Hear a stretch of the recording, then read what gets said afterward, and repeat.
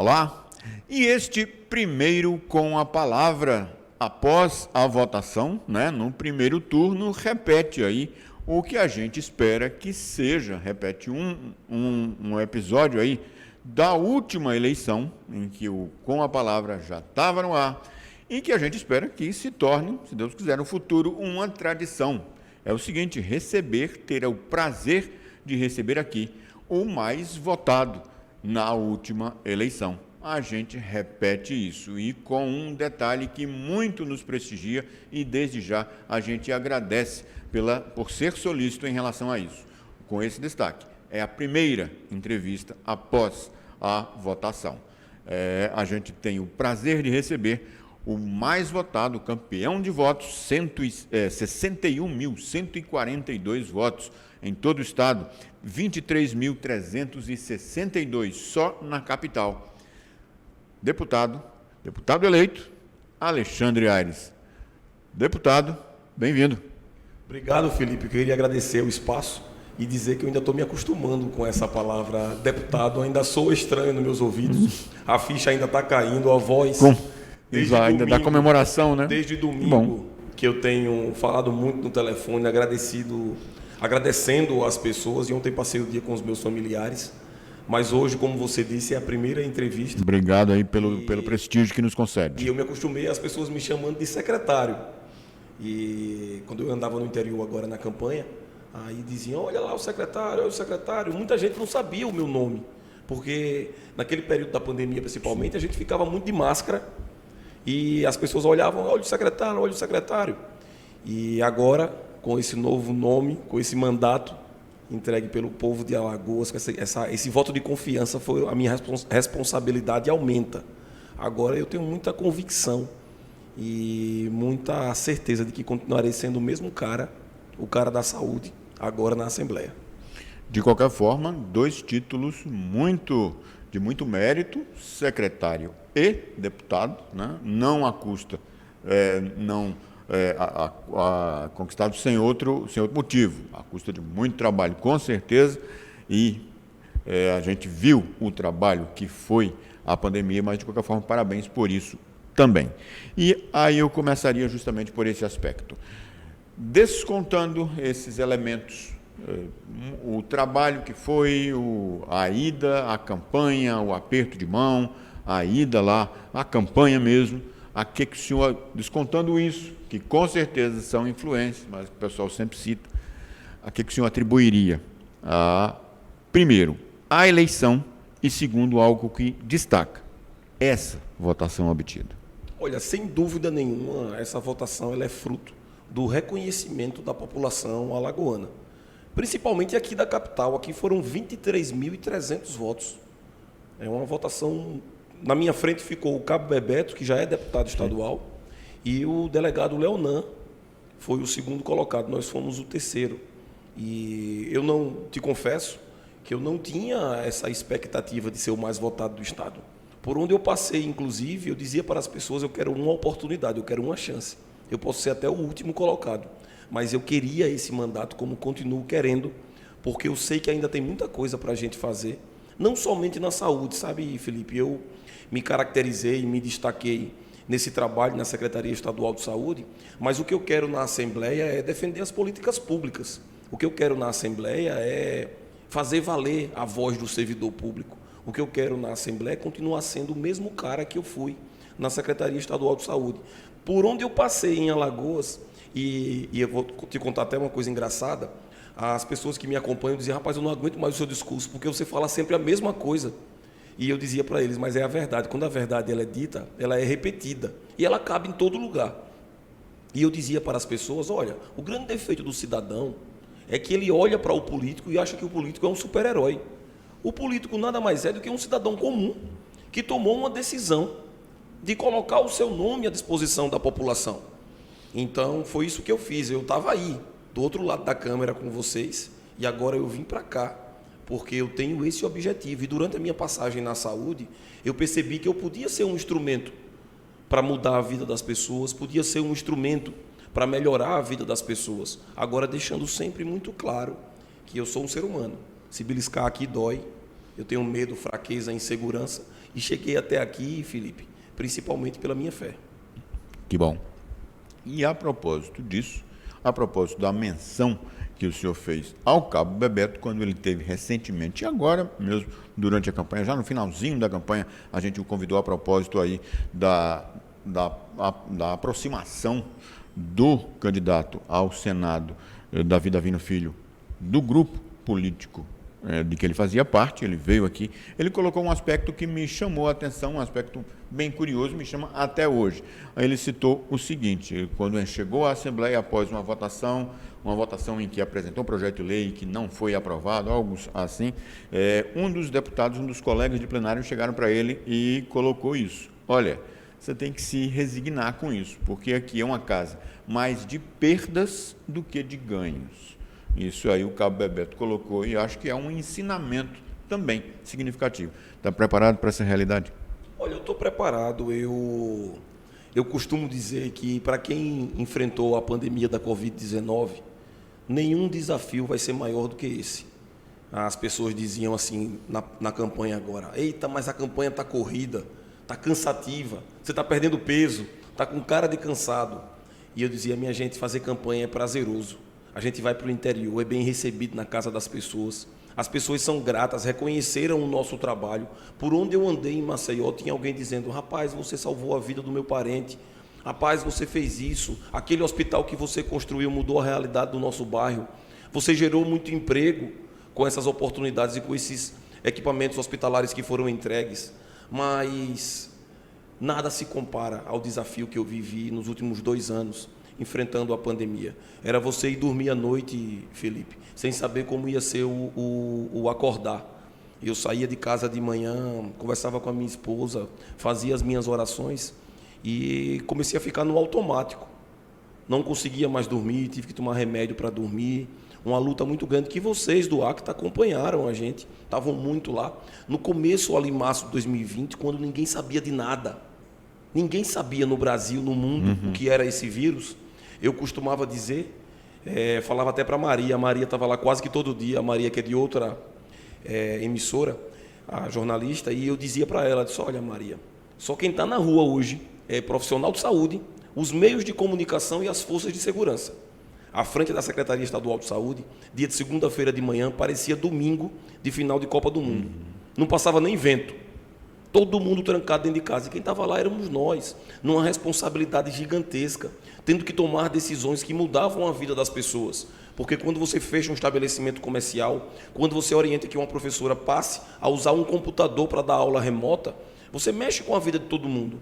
Mas, tanto eu quanto o Renan Filho, a gente fechou um compromisso um com o outro, que a gente precisava focar nas vidas.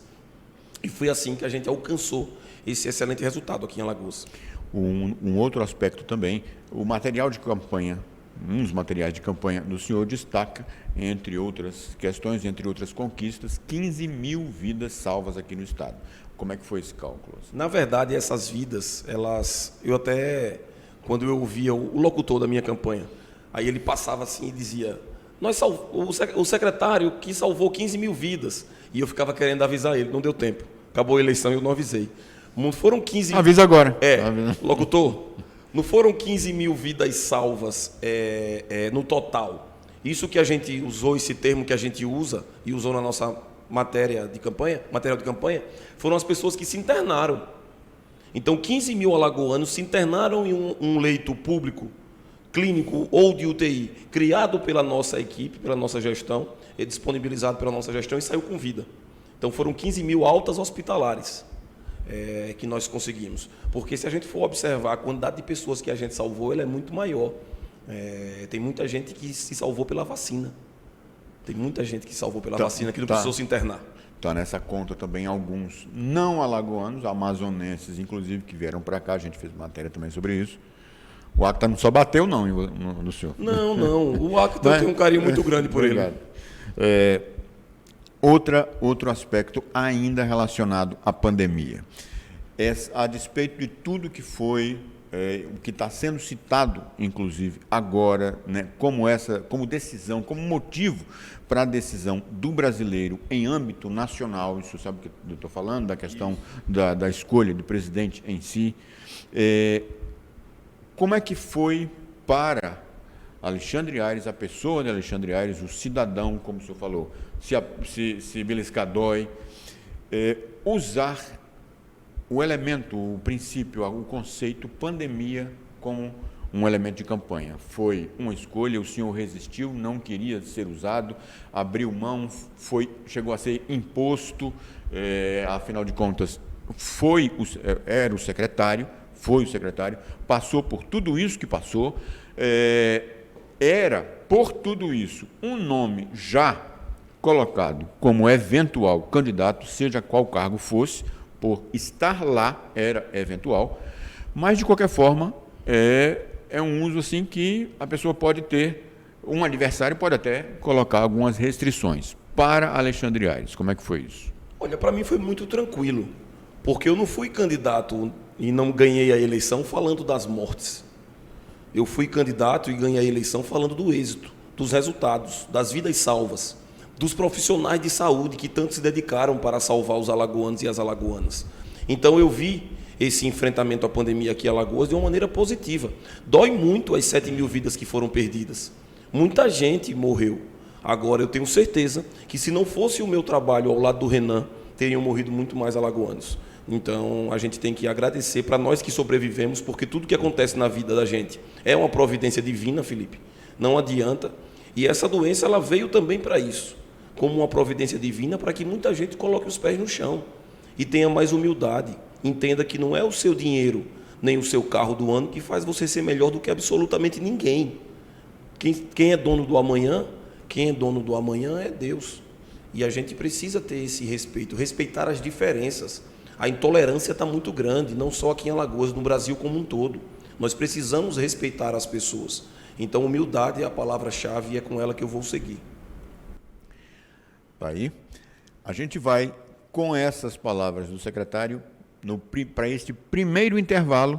Já a gente continua tendo aqui o deputado eleito, ex-secretário de Saúde, Alexandre Aires. Já a gente volta.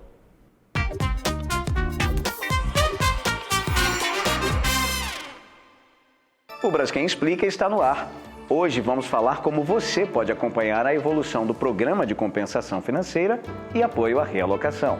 O avanço no atendimento às famílias, comerciantes e empresários nas áreas de desocupação e monitoramento é rotineiramente divulgado para a imprensa, nas redes sociais e em anúncios na internet, TV, rádio e jornal. Antes da divulgação, os dados mensais são reportados em um relatório para as autoridades que assinaram o acordo para a desocupação preventiva no Pinheiro, Mutange, Bebedouro, Bom Parto e Farol. Depois, a imprensa tem acesso ao comunicado oficial com a prestação de contas, que também é divulgado nos perfis do Braskem Explica nas redes sociais. Você também pode consultar as informações no site braskem.com.br/balanço-PCF. Ainda tem dúvidas sobre como acompanhar a evolução do Programa de Compensação Financeira? Acesse braskem.com.br/Alagoas.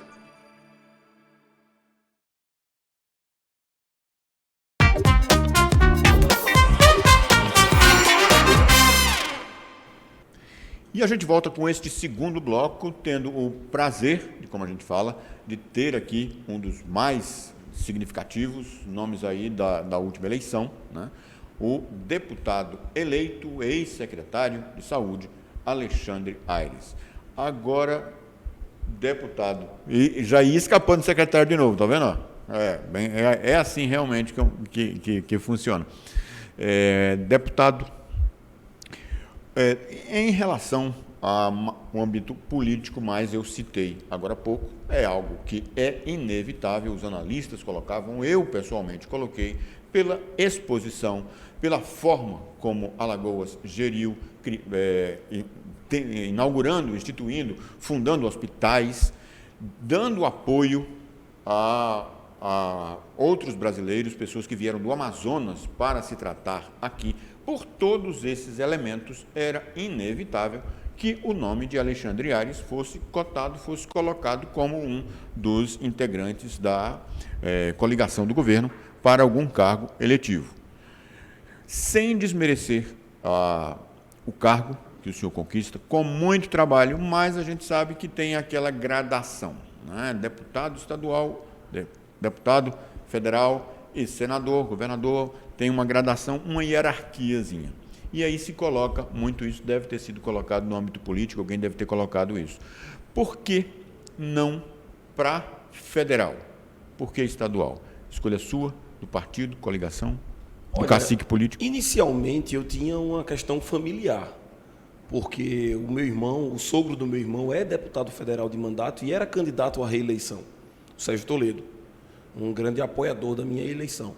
E naquele momento, como o Sérgio ia ser candidato à reeleição, eu decidi ser candidato a deputado estadual, muito por um clamor realmente da sociedade, diálogos que nós travamos com alguns setores da sociedade civil organizada que pediram essa nossa candidatura. É claro que essa decisão foi tomada por mim e pela minha família, mas a gente partiu para a eleição com o apoio de muita gente. Pessoas que acreditaram no nosso projeto, reconheceram o nosso trabalho e eu vou te dizer aqui, Felipe, eu estou muito feliz, estou muito satisfeito, estou ansioso para que o dia 1º de fevereiro chegue logo. É coisa de marinheiro de primeira viagem mesmo, porque eu nunca fui candidato, nunca disputei um mandato, mas estou cheio de vontade, cheio de ideias. Eu tenho certeza que esses 61 mil alagoanos e alagoanas que confiaram na gente vão ter muito orgulho nos próximos 4 anos. Vão poder bater no peito e dizer assim: eu votei num cara que veio realmente para trabalhar e para fazer a diferença na Assembleia de Alagoas. Não perdi meu voto, né? Como o pessoal pode colocar. Pois bem. E aí, eu pensava que era o seu. De repente, voto secreto, mas de repente. Vai lá. Ainda no âmbito político, sem querer abrir uma aresta com um ex-colega de governo, e que imagino seja próximo também. Mas se diz nos bastidores de política que a eleição obtida por Alexandre Aires, inclusive até ajudou um eleito a deputado federal, Rafael Brito, o tio Rafa. Teria sido isso? Ele se aproximou, houve uma aproximação dos senhores, 2 ex-secretários de Renan Filho, 2 ex-secretários com bom desempenho, teve essa aproximação, ou foi algo natural, ou foi algo acertado? Olha, eu conheço o Rafael há muito tempo, a gente tem a mesma idade, 41 anos, e a gente se conhece há muito tempo, desde a adolescência. Entramos no governo juntos, ainda no primeiro governo Renan Filho, e eu tenho uma amizade muito sincera com o Rafael. Como eu te falei, eu tinha um candidato na família, o Sérgio Toledo. Depois o Sérgio Toledo desistiu. A gente passou a fazer uma parceria com o Márcio Beltrão, ex-prefeito de Penedo. Depois o Márcio desistiu também. E aí as coisas aconteceram naturalmente. A gente conversou, eu e o Rafael, e a ajuda ela foi recíproca. Tanto eu tenho certeza que dos 58 mil votos que o Rafael teve, tem uma contribuição do grupo do Alexandre Aires, como dos meus 61 mil votos eu tenho também uma contribuição muito importante do Rafael Brito. Estou torcendo demais por esse mandato do Rafael e tenho certeza que, assim como eu na Assembleia, ele vai chegar na Câmara fazendo a diferença.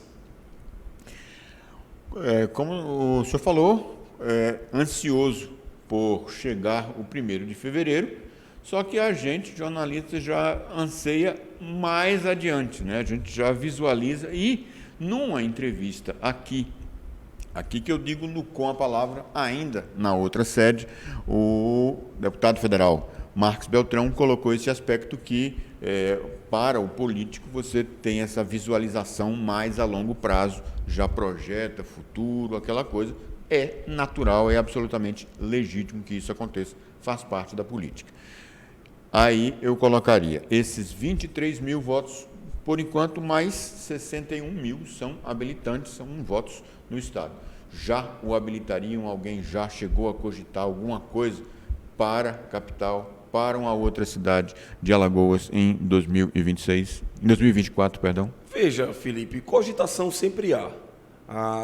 Anteriormente, em razão da exposição do enfrentamento à pandemia, cogitaram muito meu nome para o governo.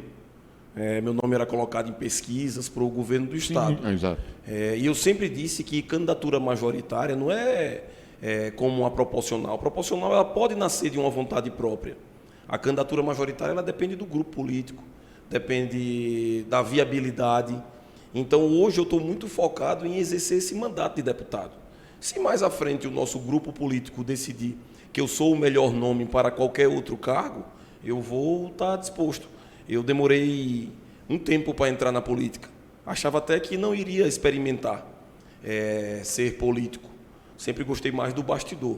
Mas agora que eu obtive essa votação e me tornei deputado estadual, eu agora estou apto para disputar qualquer cargo. Agora isso vai depender das circunstâncias, da viabilidade da população.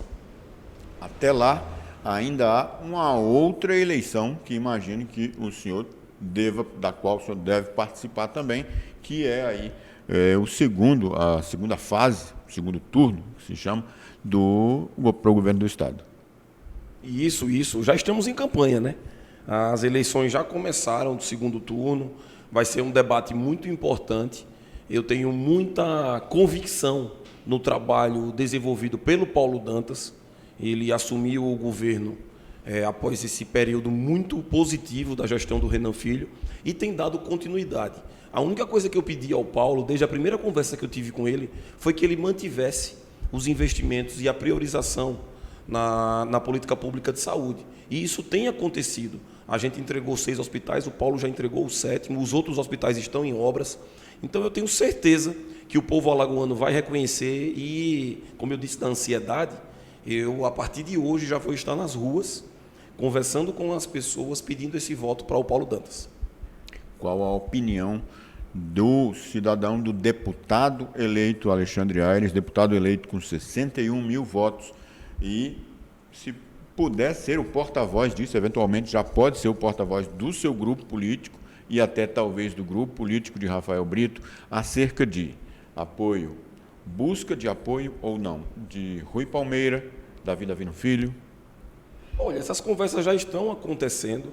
A gente não tem ainda nenhuma declaração pública de nenhum dos candidatos. A eleição acabou domingo à noite, mas eu tenho certeza que o nosso grupo vai ser ampliado.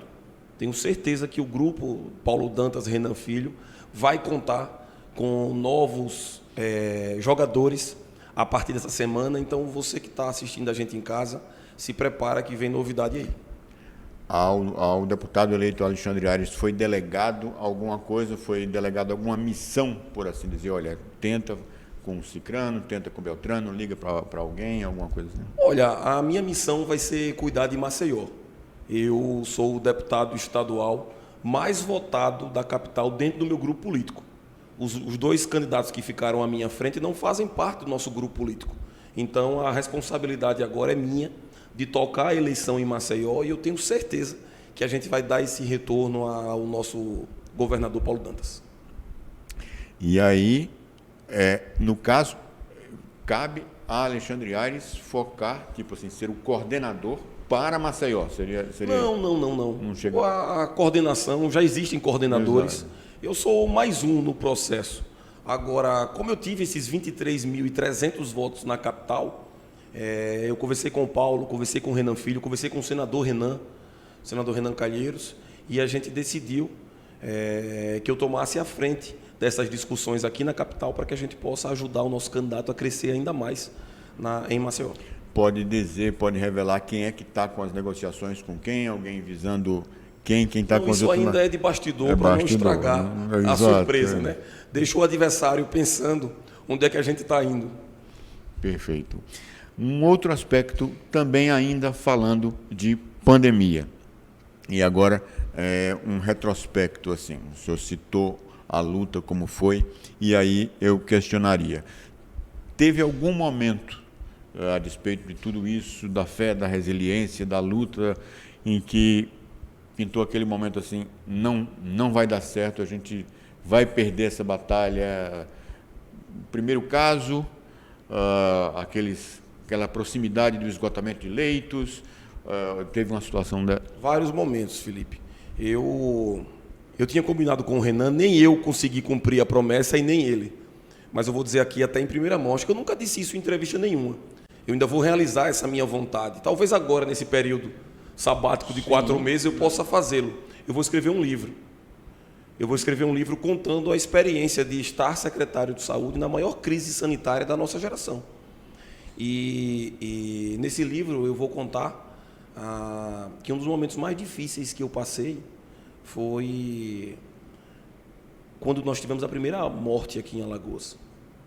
Você sabe que naquele momento a gente ainda assustado, sem saber o tamanho do problema, e naquele primeiro óbito aqui em Alagoas foi como se eu tivesse perdido um parente meu.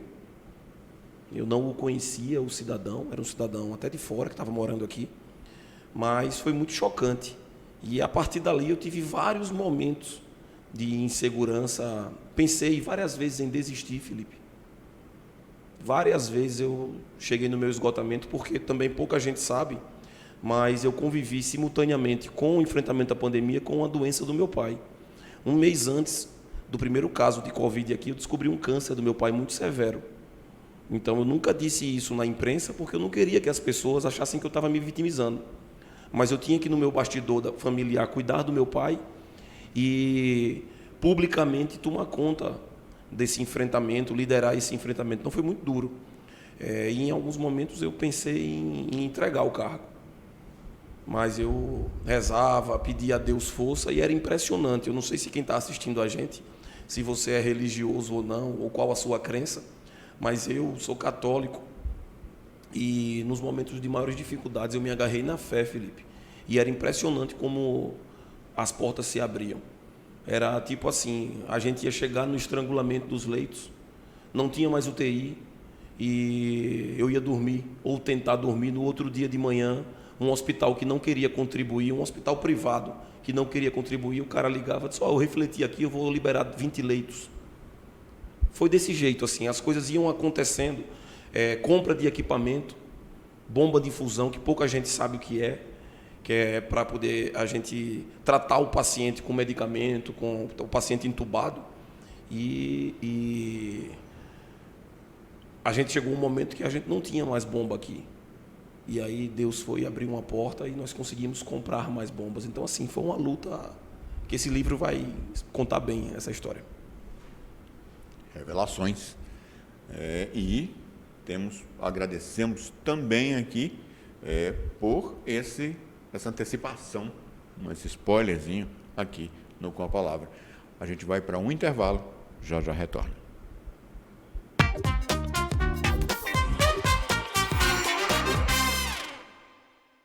O Braskem Explica está no ar.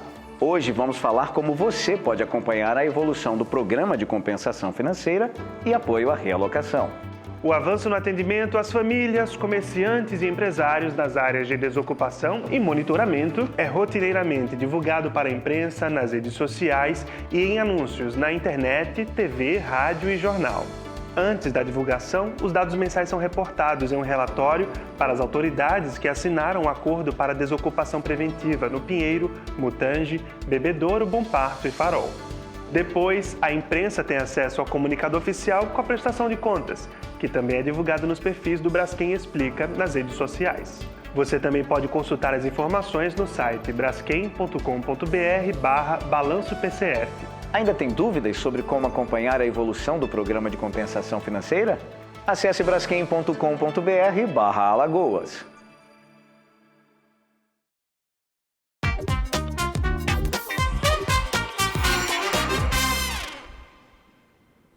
E a gente volta para este terceiro bloco, tendo, como a gente sempre gosta de citar, o prazer de ter aqui o deputado eleito, ex-secretário da Saúde, Alexandre Aires, que já colocou várias coisas muito, bem importantes aí, está vendo o peso dessa entrevista. E a propósito, secretário, eu colocaria ainda âmbito político e pandemia e no âmbito nacional. E aí eu perguntaria, no que se é que a gente pode colocar dessa forma? Em todo esse drama, é um drama mesmo que foi vivido pelos gestores, no que a CPI ajudou, se é que ajudou, Muita gente coloca que o número de vítimas teria sido menor, teria sido maior se a CPI não instigasse o governo a comprar vacinas. Teve alguma ajuda, por exemplo? Olha, esse período da pandemia, quem era secretário de saúde, a gente tem 27 no Brasil, nos 26 estados e no DF, sofreu muito por falta de uma coordenação nacional. Só de ministro da saúde a gente teve 4. E se não fosse o Conselho Nacional de Secretários, queria até mandar um abraço, se essa mensagem chegar para ele, por Carlos Lula, que era secretário de saúde do Maranhão e era o nosso presidente nacional do Conselho. Então a gente se fechou, Felipe, e fizemos um ministério paralelo. Então as decisões eram tomadas em conjunto, a gente dialogava constantemente, reuniões frequentes. Ou seja, desculpe interromper, não dava para contar com o governo federal? Não dava para contar. E essa crítica que eu faço é uma crítica técnica, eu não estou entrando na política, não. Não estou discutindo aqui política. Mas eu tenho legitimidade para dizer isso, porque enfrentei e sofri muito aqui em Alagoas por falta de uma coordenação nacional. O que é que a CPI contribuiu com um trabalho louvável do senador Renan Calheiros? A CPI contribuiu para que o governo federal acelerasse a compra de vacina.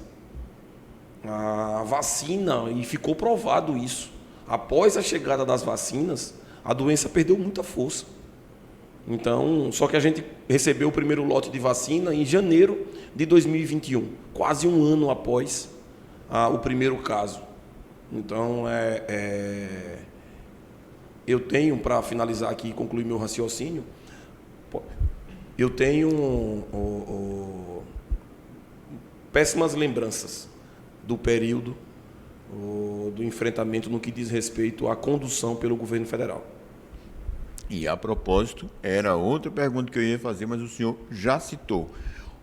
A postura do senador, relator da comissão, senador por Alagoas, Renan Calheiros. Muita gente coloca que muitos adversários da CPI, muitos alinhados com o governo, eram um palco para todo mundo, mas o senador teve uma postura, para usar um termo, para usar de um eufemismo, incisiva, para não dizer quase de um inquisidor, né? Ele foi quase que mais que um inquisidor do que um investigador. Colocou a plaquinha lá de todos o número de vítimas. Tem um impacto uma questão dessa. Na primeira sessão já foi pedindo prisão. Teve uma postura, né, que era muito, muito premente mesmo. Isso daí teve um outro peso além do peso da CPI? Da ajuda da CPI? Olha, sem dúvida nenhuma teve um peso muito grande. E o senador Renan, tanto ele quanto o Fábio Farias, ex-secretário do Gabinete Civil, o Enio Lins, ex-secretário da Comunicação, eram os meus consultores extraoficiais. Doutor Vanderlei, deputado estadual eleito, tenho uma gratidão gigante. Se eu não fosse candidato a deputado estadual, com certeza era o meu deputado, o doutor Vanderlei, porque só eu sei o quanto esse senhor me ajudou no período que eu estive à frente da secretaria, enfrentando a pandemia. Então, assim, eu dialogava muito com o senador, e o senador dizia: Alexandre, Renan Filho, a gente tem que focar aqui em Alagoas nas vidas. As pessoas não podem morrer em casa. As pessoas não podem morrer sem o direito de lutar, de ter assistência. Então, assim, não tem um profissional de saúde em Alagoas, seja de onde ele for, de que hospital for, que não testemunhe isso a favor da gente, reconhecendo as condições de trabalho que foram dadas. Para o nosso herói e para a nossa heroína da saúde, teve absolutamente tudo. Agora, a vida, quem garante é Deus. A gente não tem condição de garantir quem vai ficar vivo. Agora, o meu profissional de saúde, a minha profissional de saúde, eu chamo assim, não por arrogância, eu chamo assim de maneira carinhosa, porque o respeito que eu tenho por eles. Você sabe, Felipe, que eu saía da secretaria 10, 11, meia-noite, e a rota para minha casa, eu passo na frente do Hospital da Mulher. E por várias vezes, daquele jeito que eu te disse, cansado, pensando em desistir, eu pedia ao motorista para parar na porta e eu subia, sozinho, o hospital, o elevador, e ia andando pelos corredores. A gente já com um ano de enfrentamento e os profissionais de saúde trabalhando como se fosse o primeiro dia. Aquilo me dava uma força, aquilo me dava uma segurança, e eu ia para casa refletindo: não posso abandonar essas pessoas. Eles confiam em mim e eu tenho que continuar. E no outro dia eu estava novo, pronto para enfrentar a batalha. E agora, falando sobre um outro aspecto disso. Muita gente coloca que um elemento que poderia, inclusive, reforçar este apoio, a despeito de toda, o termo infelizmente é esse, a bagunça política que seria para o Brasil, que eram os pedidos de impeachment do presidente Jair Bolsonaro, em boa parte pelo que o governo federal, como o senhor atesta, na condição de gestor, não fez em combate à pandemia. Muitos desses pedidos, aliás, todos esses pedidos retidos por um político alagoano também, que volta ao Congresso. Eu me refiro, obviamente, a Arthur Lira. Para o cidadão, da mesma forma, e para o agora político, né, que tem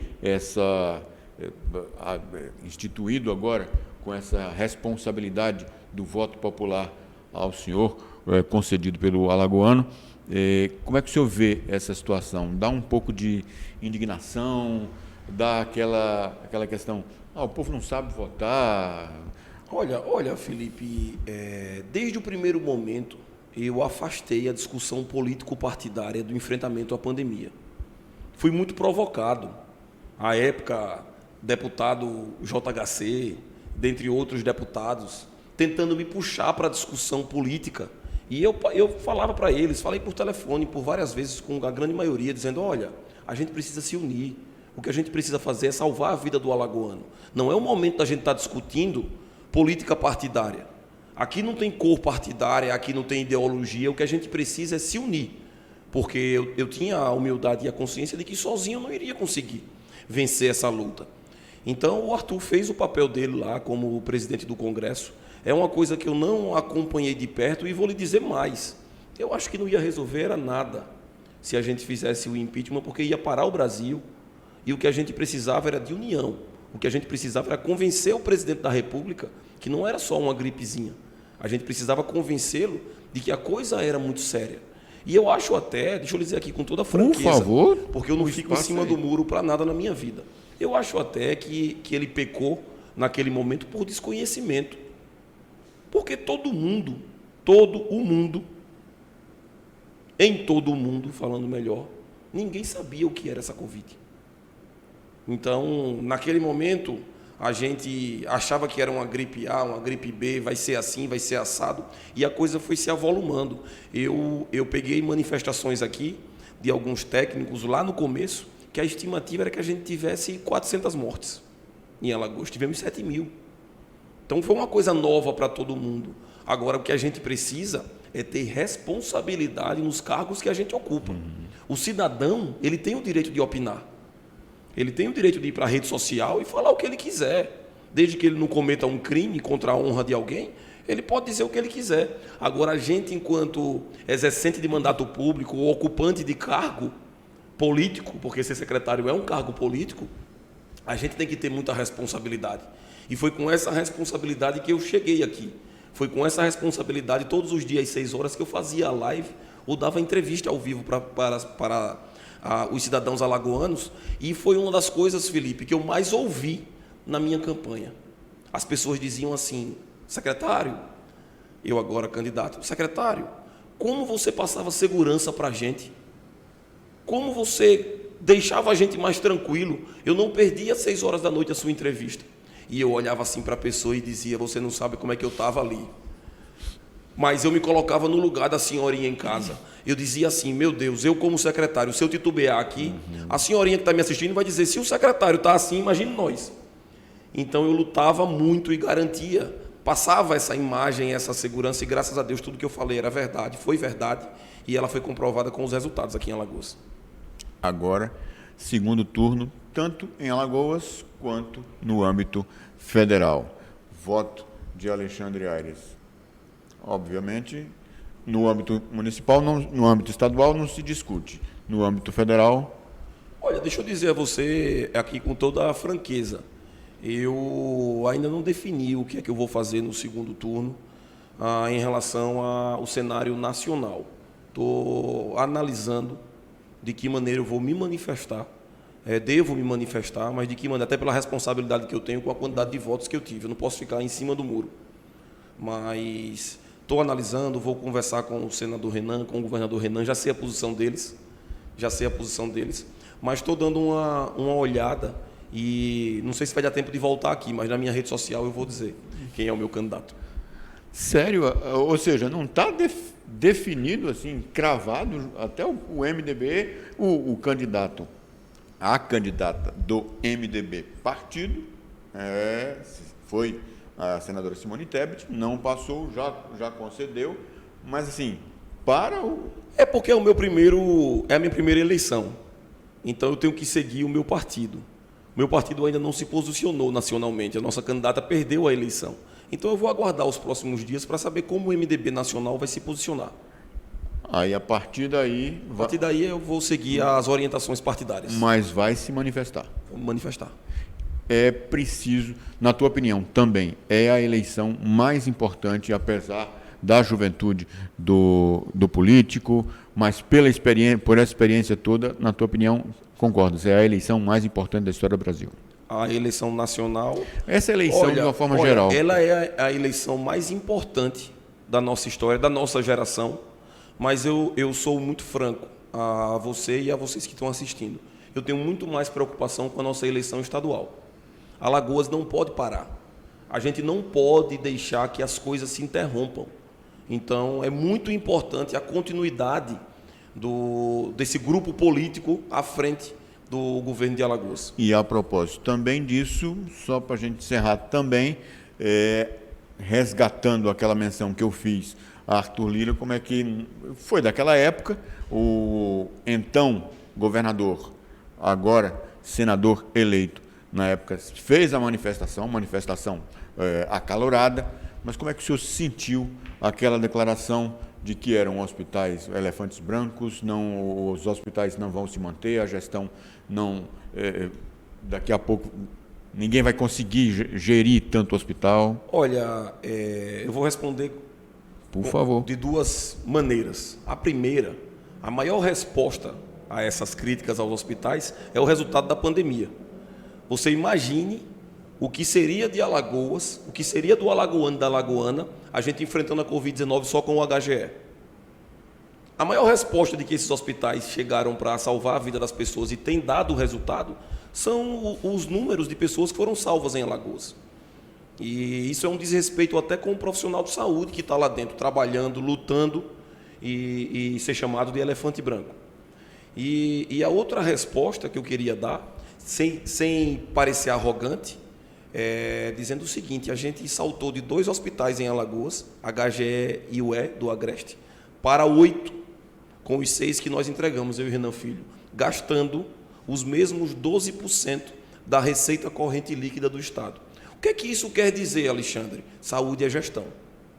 Saúde é gestão. Dinheiro para manter os hospitais que foram construídos tem. E eu vou ser deputado, e um dos motivos da minha candidatura é esse. Porque eu não vou dar a liberdade nem o direito de quem quer que seja o secretário ou a secretária de saúde de fechar um hospital desse por falta de recurso. Pode ser por falta de gestão, mas de recurso não vai ser não. E eu vou estar lá para cobrar. E com aquele argumento, eu sei como é que faz, que eu já tive aí. Com aquele argumento. E se tiver dificuldade, chama o Alexandre que ele dá o caminho das pedras. Deputado estadual eleito, ex-secretário da Saúde, muito obrigado pela entrevista. Eu que agradeço, Felipe. Quero voltar aqui. Voltará, sim. Já como deputado, ou até antes, talvez em dezembro, para desejar um feliz 2023. Se Deus quiser. Para todo o alagoano e alagoana. E eu queria, para você que está assistindo a gente em casa, independente de você ter votado no Alexandre Aires ou não, eu queria dizer que agora eu sou deputado estadual dos 3.300.000 alagoanos. Eu não vou trabalhar para quem me elegeu, eu vou trabalhar para a população alagoana. E o meu maior desafio é dar continuidade a esses trabalhos na saúde, mas sem esquecer das pautas positivas, das políticas públicas, porque é assim que a gente engrandece e é isso que você em casa espera do deputado Alexandre Aires.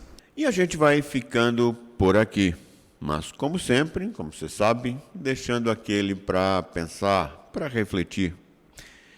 Quando uma mulher sai de casa para trabalhar, enfrenta machismos, julgamentos e tantos outros obstáculos. Mas quando consegue fazer isto, ela se torna poderosa. E ao ser poderosa, é como o pôr do sol. A gente pode olhar milhares de vezes, mas nunca se cansa de se deslumbrar com isso. Até.